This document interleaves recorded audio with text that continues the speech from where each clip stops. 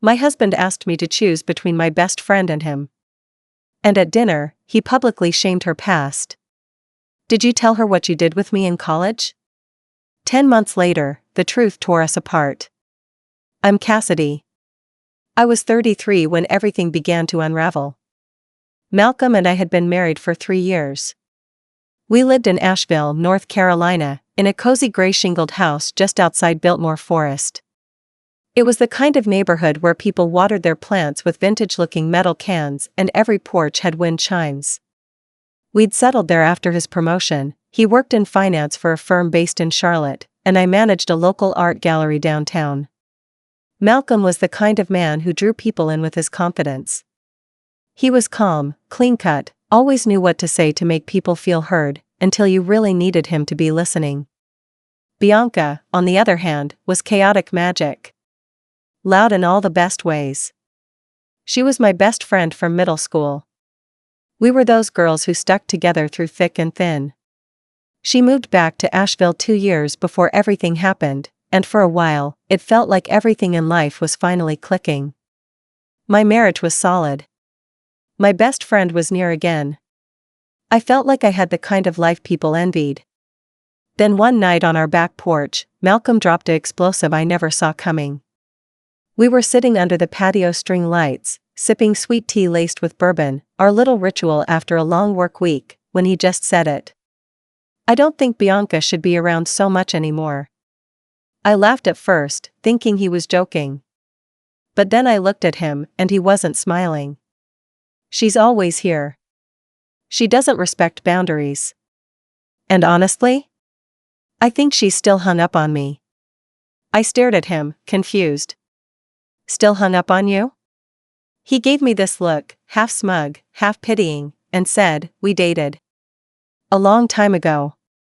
Back in college. That felt like someone hitting me in the chest with a brick. I'd known they went to the same school, UNC Chapel Hill, but they'd never acted like they knew each other. Never so much as hinted.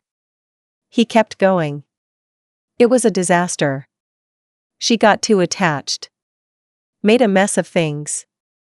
I never thought I'd see her again, to be honest. So when I realized it was that Bianca, I figured it was best to let it go. But now it's affecting us. That night, I tossed in bed while he snored beside me. Something about the way he said, got too attached, made my skin crawl. But part of me thought, maybe Bianca didn't tell me because it really was nothing. The next morning, I texted her, can we meet? Just us. We sat in our usual corner of the Battery Park Book Exchange, where the smell of old pages mixed with fresh espresso and the hum of quiet jazz played through overhead speakers. She wore that forest green jacket that I always secretly hated, too loud, too much. But it was so her. I just asked straight out, did you and Malcolm date in college? She paused, eyes wide for a second, then nodded. Yeah. I didn't think you'd ever need to know. I felt cold. Why didn't you tell me? She looked down at her coffee. Because I didn't realize it was him at first. Not until your engagement dinner. And by then, you were so happy. It was a brief, awful 3 months. We weren't even that serious. He wasn't great. And honestly, I didn't think it mattered. Her voice cracked at the end. I should have asked more. Should have pressed. But I didn't. Because I wanted it to be over. I wanted to believe it was just an old, meaningless college thing. Malcolm didn't believe that. Or maybe he didn't want me to believe it. Over the next several weeks, he started changing in small, insidious ways. Every time I mentioned Bianca, his mood soured. He began tracking when I saw her. Asked pointed questions. Said things like, funny how she always needs you when we've got plans. It got worse when I went to Bianca's mom's birthday party and came home to find him sulking on the couch, untouched dinner on the table. You know she's manipulating you, right? He said. I remember staring at him, baffled. It was her mom's birthday, Malcolm. She always finds a way to take you away from me. He said that like I was a toy being pulled from his hands. And then came the night of the dinner. I thought it was an olive branch. Malcolm said he wanted to clear the air. Let's invite Bianca out. Just the three of us. Dinner on me. No drama. Let's move on. I wanted to believe it. I wanted peace. We picked the marketplace, Malcolm's favorite. A beautiful little farm-to-table spot right in downtown Asheville. It was one of those warm southern evenings where the breeze felt just right and the air carried the scent of wisteria and fried okra. We all dressed up. I wore a pale blue dress I hadn't worn since our honeymoon. Malcolm wore his navy suit, the one that always made people glance twice. Bianca looked beautiful, unapologetically herself, with bright lipstick and silver earrings that caught the light every time she turned her head. At first, it was okay. A little awkward, sure. But manageable. We talked about the local art exhibit, the band playing across the street, what show we were all binging. Then Malcolm ordered a second bourbon flight. And everything shifted. He raised his glass, looked right at Bianca, and asked in a tone that made the table ice over, "Did you ever tell Cassidy what you did with me in college?" She went pale. The table went silent. I could hear the clink of silverware from another booth, someone coughing lightly, a fork scraping a plate. I whispered, "Malcolm, what are you doing?" He just stared at Bianca like a wolf eyeing its cornered prey. "Tell her," he said. "Tell her how you used to show up at my dorm drunk, crying. Begging me to stay with you." Bianca stood, stiff.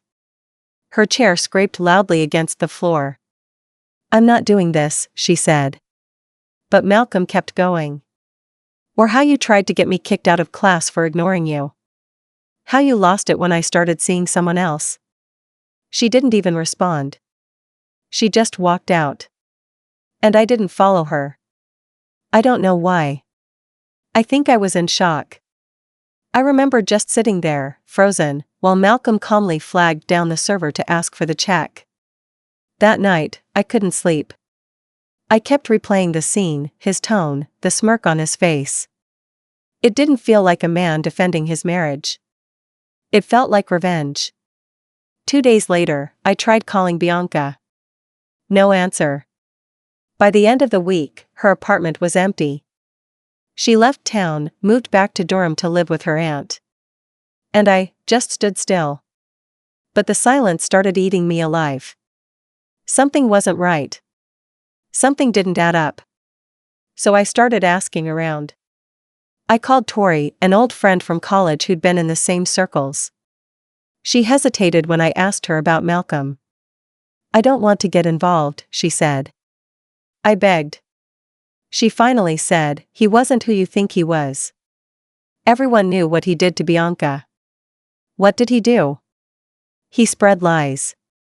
Said she slept with half the basketball team. Made sure she couldn't get into any of the sororities. It was cruel. He destroyed her reputation. She was never the same after that." My heart dropped. Then, I found the voicemail. It was from the week we got engaged. I'd never listened to it, it was buried in my old phone's archive. A message he'd left for a college friend.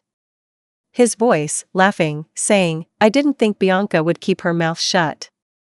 Guess I still have her trained." That's when I knew. Everything Malcolm said, every twisted, smug line, had been about control. Humiliation. He hadn't moved on. He was reliving it. And I'd let him. I'll stop here for now, but if anyone wants to know what happened after I confronted him, how the divorce unfolded, and whether Bianca and I ever found our way back, I'll keep going. Just say the word. After finding that voicemail, I sat in my car for what felt like hours. Just parked in the middle of our driveway, keys still in the ignition, lights from the porch reflecting faintly off the windshield. My fingers had gone numb. My face felt flushed and cold all at once. I kept replaying the message over and over again, like maybe I'd misunderstood. Maybe the tone wasn't as mocking as it sounded. Maybe there was context. But no. There wasn't. It was him. And it was real. He knew exactly what he was doing to her, then and now. And what scared me more than anything was how easily he did it. Like it cost him nothing to humiliate her in that restaurant. Like it was a performance he'd been rehearsing. I didn't sleep that night. I lay awake, listening to the slow tick of the ceiling fan and the occasional passing car outside, wondering who else Malcolm had been beneath the surface of that calm, put-together exterior. The next morning, I called in sick. Malcolm had already left for the office. I stood in our kitchen, still in the oversized sleep shirt I'd been wearing since 3 a.m., staring at the cold coffee in my mug. And I made a decision. I went through everything. Emails. Messages. Old photos. Our wedding video. Our engagement party footage. Every little piece of our relationship, looking for cracks. Signs. Something I'd missed. And I found more than I wanted to. Subtle things, but once I saw them, I couldn't unsee them. There was the way he always dismissed my friends with sarcasm. The way he'd joke about my job at the gallery, calling it a hobby that just happened to have a paycheck. How he made backhanded comments about my clothes, "You look comfy," whenever I wore something casual out, like that was a bad thing. Or how he always interrupted when I spoke in groups, but laughed off his own rudeness as being just direct. None of it was violent. None of it was big. But it was all designed to shrink me. Quietly. Painlessly. Until I wouldn't question things anymore. Until I wouldn't question him. The next time he came home, I watched him like a stranger. He kissed me on the cheek and said, "We should go hiking this weekend. Supposed to be sunny." I mumbled something about having plans. I don't think he noticed. I was already fading out of the marriage by then. Emotionally, I was gone. But I needed more. I called Bianca again that night. No answer. I sent a message. Nothing. Finally, I emailed her. The subject line was simple: "Please read this. I'm sorry." In the message, I told her everything. About the dinner. The voicemail. What Tori said. How I'd let him lie to me. How I didn't know what was real anymore, but I knew I had failed her when it mattered. I didn't expect her to write back. She didn't, at least not right away. But a week later, I got a call from an unknown number. I answered. "Cass?" Her voice was thin, guarded. "Yes." Bianca, she cut me off. "I read your email. I'm still angry. But I believe you." Silence stretched between us. Then she said, "I don't want to talk about him. But if you want to talk about you, I'll listen." That's when I broke down. The first real cry I'd had in years. The kind where your whole body shakes and you can't catch your breath. I sat on the floor of my closet with my phone pressed to my ear and sobbed into the fabric of an old sweatshirt. She stayed on the line. Didn't say anything. Just let me fall apart. The next week, I met with a divorce lawyer. I didn't tell Malcolm right away. I needed to line things up first. Protect myself. I'd seen how he reacted when things didn't go his way, and I wasn't going to be his next power play. During that time, I kept seeing these little things around the house that made me feel like I was living in someone else's life. A pair of cufflinks I'd given him for our anniversary sitting on his dresser like a trophy. The framed photo from our honeymoon, me laughing, head tilted back, sunlight in my hair, and him, looking at the camera with that perfect smile that now felt like a mask. I found myself wondering if he'd ever really loved me. Or if I'd just been convenient. When I finally sat him down, he didn't even look surprised. He asked, "So this is about Bianca?" I said, "This is about me. About how I've been pretending everything's fine when it hasn't been for a long time." His jaw tightened. "You're going to believe her over your husband?" I didn't answer. He stood up, hands on his hips, pacing. "Do you think she's innocent? That she didn't manipulate this whole thing to drive a wedge between us?" "No," I said quietly. "I think you did that all by yourself." He scoffed. You have no idea what she's capable of. I met his eyes. No, Malcolm. I didn't. But now I know what you're capable of. That was the last real conversation we had. The rest was legal paperwork, division of assets, emails between lawyers. Cold. Clinical. He tried to fight it, of course. Said I was being dramatic. That I was throwing away everything we'd built over a girl with a grudge. I didn't engage. The worst part wasn't the divorce. It was the days that followed. The stillness. The sudden silence in a house that used to feel full. And the guilt that I hadn't seen it all sooner. I started going on long drives, out toward Chimney Rock, down the Blue Ridge Parkway, anywhere the roads curved through hills and trees and the past felt a little farther away. During one of those drives, Bianca called again. You okay? She asked. I paused. Getting there. She was quiet for a moment, then said, I'm not ready to come back yet. But I'm thinking about it. Take your time. I will, she said. But when I do, maybe we can meet up somewhere quiet. Just you and me. I nodded, even though she couldn't see me. I'd like that. And I meant it. Because some friendships, no matter how burned, still have embers buried deep. And maybe, if you're patient, they'll catch fire again. But that part, that's still ahead of me. Malcolm didn't go quietly. I should have known he wouldn't. At first, he acted wounded. Showed up at the gallery pretending to drop off lunch, hoping I'd cave in front of the staff. He made a show of telling people we were just taking a break, that I was going through something emotionally difficult. Framing it like I was having some kind of personal crisis while he stood by as the patient, devoted husband. It was manipulative in the way only someone like Malcolm could make it, disguised as concern. He even called my parents. My mother told me he was deeply sorry and that he sounded so confused and heartbroken. I could barely hold the phone steady as she repeated his words. He said he just wants to fix things, Cassidy. That maybe you two rushed things with the divorce. I took a breath and told her, clearly, that there was no fixing this. That there were things she didn't know. She paused and asked softly, is it about Bianca? And I realized then how much of this had bled beyond just us. The damage wasn't isolated. It was messy. Sprawling. And it was affecting the people who'd never even asked to be part of it. Bianca hadn't come back to town yet, but we were talking more. Carefully. Slowly. Like we were relearning each other.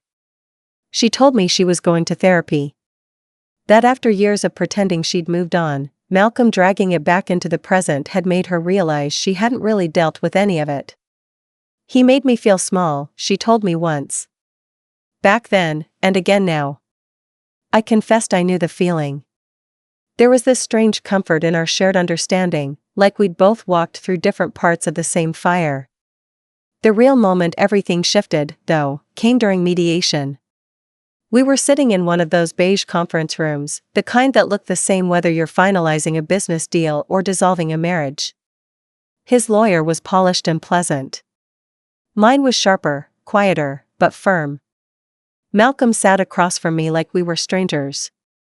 When we got to the topic of the house, he said, casually, well, I assume I'll be staying.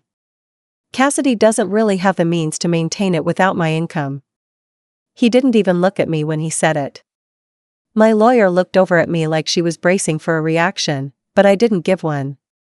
Instead, I leaned forward and said, calmly, actually, I've already spoken to a realtor. The house is being appraised next week. I'll be buying you out. His head snapped up. With what money? I smiled, just a little. Turns out, I've been saving more than you thought. That wasn't entirely true. I'd gotten some help from my aunt, Bianca's old neighbor, funny enough, who had offered a loan when I told her the situation. She didn't ask questions. Just said, get your life back. After that, Malcolm stopped pretending. He got nasty. Accused me of trying to ruin him. Said I was taking Bianca's side because I was weak enough to be swayed by her sob story. And that's when I finally spoke the one truth I'd been holding in. She didn't have to sway me, Malcolm. You did that all on your own. He glared at me like he didn't recognize who I was anymore. And maybe he didn't. Maybe I didn't either. Because for years, I'd played the part. The good wife. The understanding partner. The woman who made things easier. Softer. Manageable. But now? Now I was tired of smoothing things over. Of cleaning up the messes made by someone else's ego. And the closer I got to the divorce being finalized, the more I realized how much of my life I'd been shrinking to fit inside someone else's comfort zone. I started doing things I hadn't done in years. Painting again. Not just supervising artists at the gallery, but making my own art. I'd come home, change into an old shirt, blast music, and let the color speak for me. One night, I painted a piece that was just red and black and one streak of gold down the center. It didn't make sense, but it felt like me. I sent a photo to Bianca. She replied, "That looks like freedom." We were still careful with each other. Still feeling out the broken parts. But there was movement. Bianca told me she'd decided to come back. Just for a weekend. To visit Mom, she said, but I could hear the hope in her voice. Like maybe it was also about testing the waters with me. I offered to pick her up from the train station. It had been almost a year since I'd seen her in person. When she stepped onto the platform, I had a flash of that dinner night, the hurt in her eyes, the betrayal. But this time, when she saw me, she smiled. Not a big one. Not dramatic. Just enough. We didn't talk about Malcolm right away. Instead, we drove in silence through the winding streets of Asheville, up into the hills toward the Blue Ridge overlook we used to hike to in our 20s. We sat on the hood of my car, feet dangling, letting the cool mountain air wrap around us. She finally said, "He tried to make me feel like I was just a chapter he could edit out."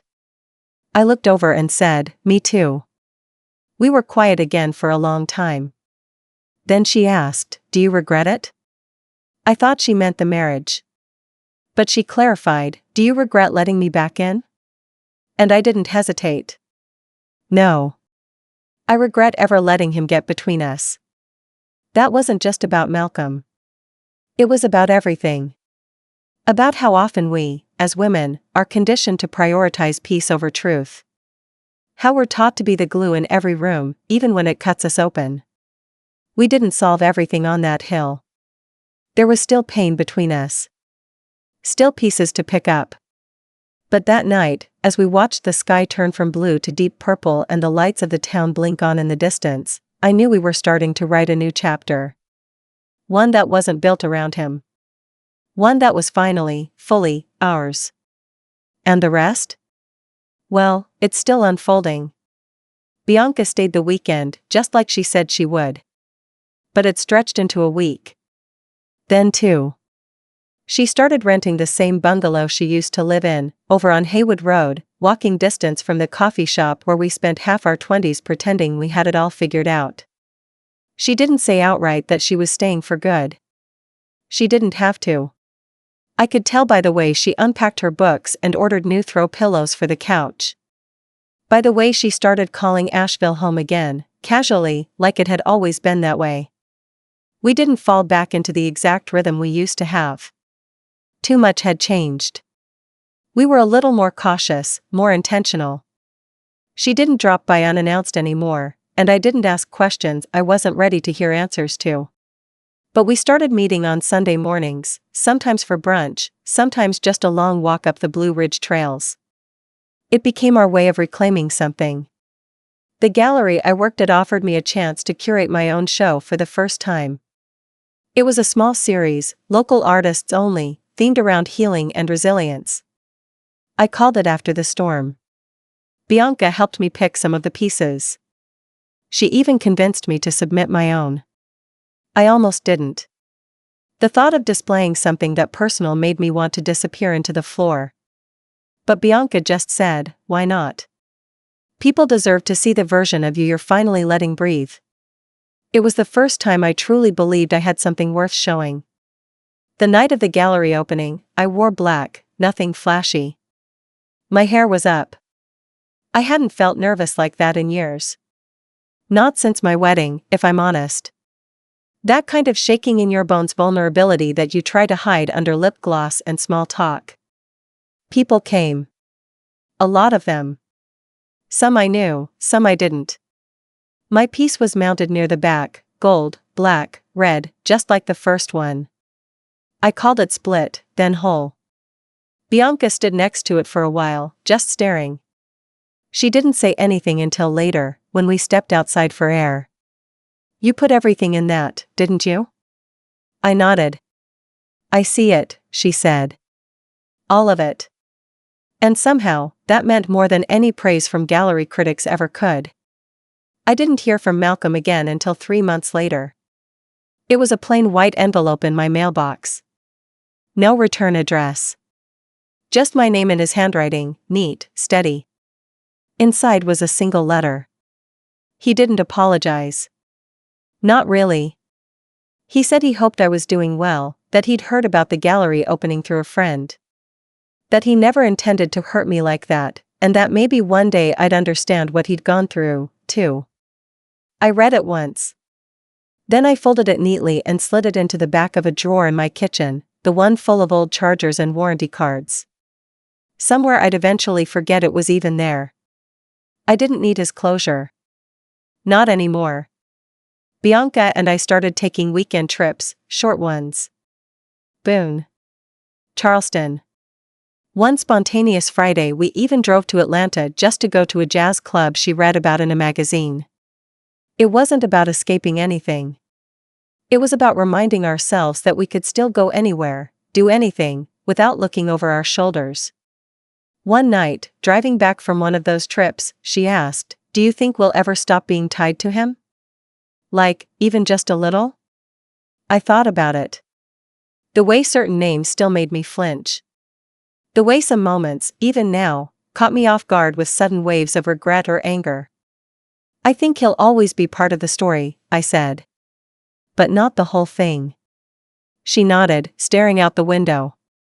Good. Because I'm tired of giving him chapters. I knew what she meant.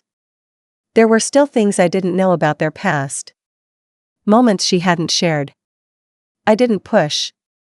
Sometimes we circle our own pain like it's a wild animal. We need time before we can touch it without getting bit.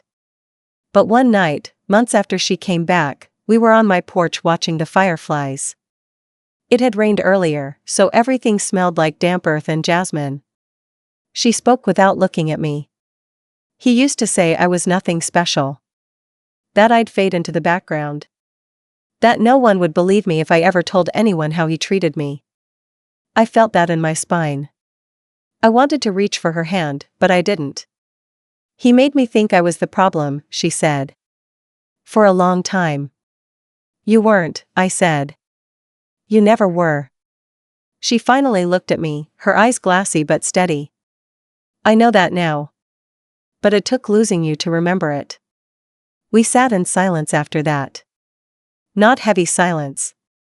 Just full. I sometimes think about how easily things could have gone the other way. If I'd kept pretending. If I hadn't found that voicemail. If I'd never reached out. The truth is, we were both collateral in a story neither of us wrote. But we survived it. Bruised, scarred, but still standing. And slowly, we were beginning to build something again. Not the same as before. Not trying to go back to the past. But something stronger. Wiser. Ours. I'll keep going, there's more.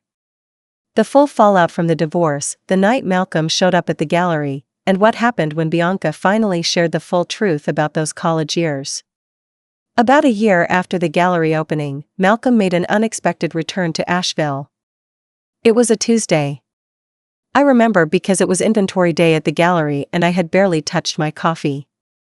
My assistant, Lorene, walked in with wide eyes and whispered, "There's a man here asking for you. Says he's your ex." My stomach twisted. I hadn't seen him since the mediation, hadn't even heard his voice since that passive-aggressive letter. He stood by the entrance in a slate-gray blazer, trying to look important, like he hadn't completely unraveled my life. Same smile. Same confidence. Like nothing had happened. "Cassidy," he said with a nod. I kept my voice neutral. "Malcolm." He started with small talk. Asked how I was, complimented the gallery, made a comment about how he'd always admired my creativity. I waited. Finally, he got to it. "So I'm actually in town on business," he said. "New firm. We're looking to expand into the arts and cultural space. Philanthropic stuff. Tax write-offs, mostly." There it was. The real reason. He wanted in. And from the way he talked, it was clear, he didn't just want involvement. He wanted credit. Prestige. He wanted to play the role of the cultured benefactor in Asheville's growing arts scene. And he thought I was his entry point. "I'd love to support what you're doing here," he said smoothly. "There's grant money I can steer toward you. Sponsorships. A foundation maybe, with your name on it." I stood there, watching him, amazed by the sheer audacity. This man, who tried to humiliate my best friend, who gaslit me for years, who mocked Bianca's trauma and nearly cost me my closest friendship, wanted to buy his way back into relevance, using my work. I didn't say anything right away. Instead, I smiled politely and said, "Let me think about it." He looked pleased. Confident again. But I already knew what I was going to do. I called Bianca that night. "You won't believe who showed up today." When I told her, she laughed. Laughed so hard she nearly choked on her wine. Then she said, "You're not actually going to take his offer, are you?" "No," I said. "But I am going to use it." That's when we started planning. A month later, I announced a new collaborative art initiative focused on community healing, women's mental health, and survivor-led storytelling. We called it Reclaim. We built it quietly but powerfully. Bianca helped with the messaging, and I reached out to some of the artists who'd exhibited before, women who'd been through their own storms. Word spread fast. Suddenly, people wanted in. Local media started asking questions. A few national grants showed up on our radar. And then, I publicly named our first major private backer, the Covington Group. Malcolm's firm. I had never accepted a dime from him. I never intended to. But I knew enough about how these firms operated to make the announcement first, loudly, confidently. I wrote a press release that said, "The Covington Group's leadership has taken an exciting interest in survivor-led art and women's narratives. We're grateful for their early support and shared values." Within 2 days, Malcolm called me. "You used my name without approval." "No," I said, calm as ever. "I used your firm's name. Which I happen to know you just joined, not own. And I figured a firm like that would be thrilled to support women's stories." His voice was low. "This is vindictive." I smiled. "It's accurate."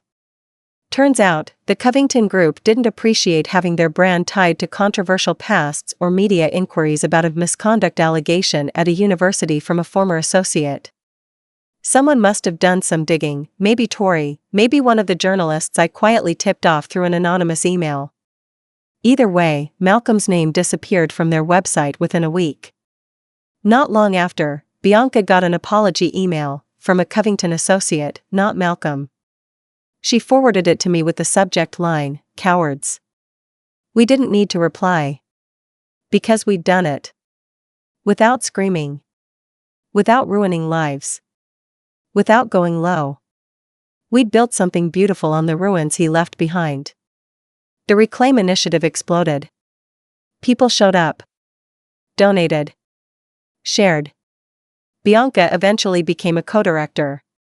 She even agreed to speak at a panel about trauma and art, something she once swore she'd never do.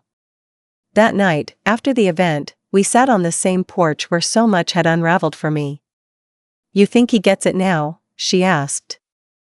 I shrugged. Doesn't matter. She smiled. Yeah. That's the best part. And it was. Because the real revenge? It wasn't in his career taking a hit. It wasn't in the public distancing or the headlines or the doors that quietly shut in his face. It was in the life we built without him. The laughter that returned. The friendships restored. The stories reclaimed. The truth spoken, not in whispers or rage, but in full, clear voice, painted across canvases and echoed in rooms full of people who listened. That's what he never understood. You can try to rewrite the past. But the future? That's ours.